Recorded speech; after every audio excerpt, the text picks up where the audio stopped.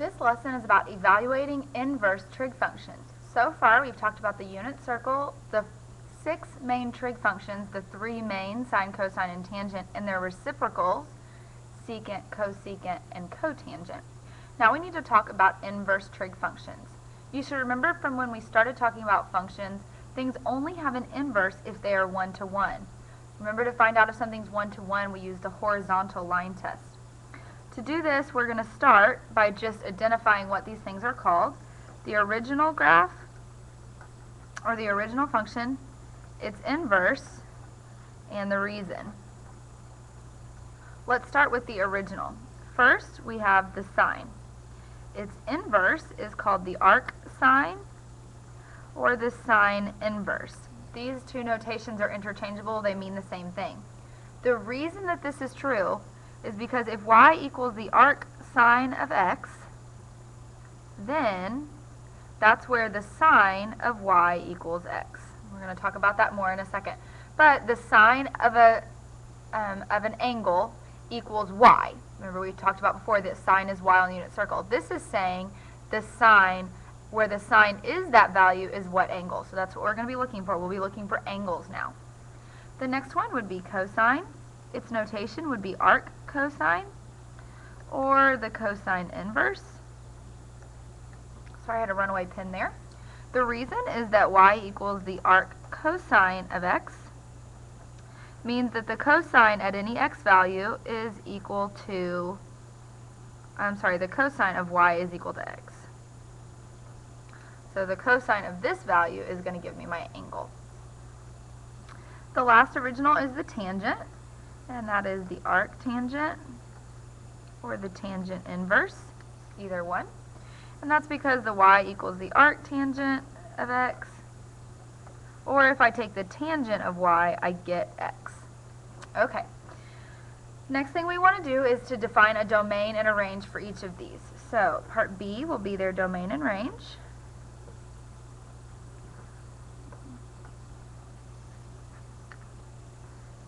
For the first one, for y equals the arc sine of x, our domain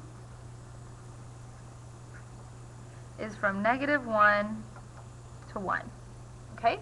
So when we're talking about the inverse, basically this used to be our range when we were talking about regular sine. These two categories have split. Now, our range is from -π/2 to π/2.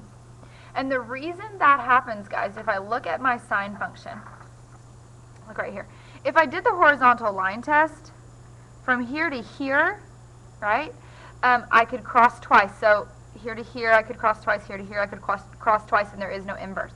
The place that causes the inverse to be able to happen all the way through is from -π/2 to π/2.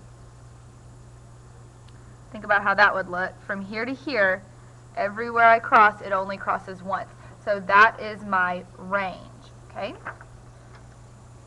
The next one is the arc cosine of x. Its domain is also -1 to 1. Its range is from 0 to pi.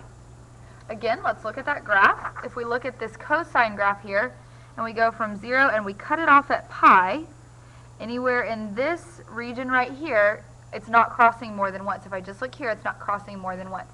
If I let it go further, it will cross more than once, meaning it doesn't have an inverse. The last one, of course, is the arc tangent of x. Its domain is from -∞ to infinity, and its range is from -π/2 to π/2. Same reason, if I talk about my tangent graph here, okay, and I think about turning it sideways, because that's what my inverses are going to do. My domain is -∞ to +∞, and my range, right, is from this number to this number. We're going to talk more about the graphs tomorrow. Right now we're just doing basic information. So if that's not all sinking in 100%, that's okay. Today our main focus is actually part C, which is how to evaluate. Okay, part C, which is how to evaluate these things. When you're doing this, you may want to get your unit circle out, because that should really help. We'll just look at several examples. Number 1, the arc sine of -1/2. Now, here's where this domain and range thing comes in handy. It has to be in the range, which is from negative pi over 2 to pi over 2. If I look at my unit circle, that means anytime I'm looking at just sine, I'm only looking at the right side of my unit circle. So on the right side of my unit circle, again, I want to know where y is negative 1/2. So I search, search, search, and where that happens is right here, and where that is on my unit circle, and I'm thinking this of negative pi over 2, so this right here would be negative pi over 6. Okay? So my answer here is negative pi over 6, because that is where my y is negative 1/2. Again, the reason I'm looking for y is because I'm talking about sine. Okay, let's look at another example. If I'm looking for the arc cosine of square root of 2 over 2. Okay, again, my range for cosine is 0 to pi. So when I'm looking at my unit circle, I'm only looking at the top half. And I want to know where my x value is square root of 2 over 2. That happens right here at pi over 4, so my answer is pi over 4. It's important that I only look in my range values to be able to do that. Okay, example number 3. The tangent inverse, that's the same as me saying arctangent, but tangent inverse of negative 1. Remember, tangent is y over x. Tangent's domain, or range, is from negative pi over 2 to pi over 2, so I'm only looking at the right side. And I want to know where is the tangent negative 1. Well, right here, because the negative square root of 2 over 2 over square root of 2 over 2, negative square root of 2 over square root of 2 would reduce to 1, and that's at negative pi over 4. And that's my answer. Let's do a couple more. Example 4. The cosine inverse of negative 1. Okay, cosine, again, just look at the top half of my unit circle. If I just look at the top half here, where is my cosine, my x value, negative 1? It's over here at pi, so my answer would be pi. Okay, example 5. The sine inverse of square root of 3 over 2. For sine and tangent, again, we're only looking at the right side. Where is my y value? We're talking about sine. Square root of 3 over 2. And there it is right there at pi over 3.